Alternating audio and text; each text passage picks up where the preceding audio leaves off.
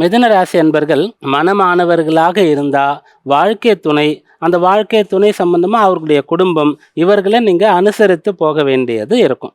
மனம் ஆகாதவர்கள்னு சொன்னால் நண்பர்கள், உடன் பணியாற்றக்கூடியவர்கள், உடன் பழகக்கூடியவர்கள், இவர்களிடத்தில் கருத்து வேறுபாடு, சண்டை சச்சரவு, வாக்குவாதம், இதுக்கெல்லாம் இடம் கொடுக்கக்கூடாது. கொடுக்கல் வாங்கலை கூட நீங்கள் தவிர்க்கலாம். புதிய நபர்கள், புதிய இடங்கள், புதிதாக உங்களுக்கு தெரியாத விஷயங்கள், இதில் கொஞ்சம் கவனமாக இருக்கணும். அதுபோல் உங்களுடைய பேச்சிலையும் கூட கொஞ்சம் கட்டுப்பாடும் கவனமும் இருக்க வேண்டியது அவசியமாக இருக்குது. வாக்குஸ்தானம்னு சொல்லக்கூடிய 2ஆம் இடத்துல செவ்வாய் இருக்கார். கலத்திரஸ்தானம் சொல்லக்கூடிய 7ஆம் இடத்துல சூரியனும் அஷ்டமத்தில் சுக்கிரனும் இருக்கிறதுனால சிந்தித்து நிதானமாக நீங்கள் பேசணும். பிறரை நட்பு ரீதியாக அணுகணும்.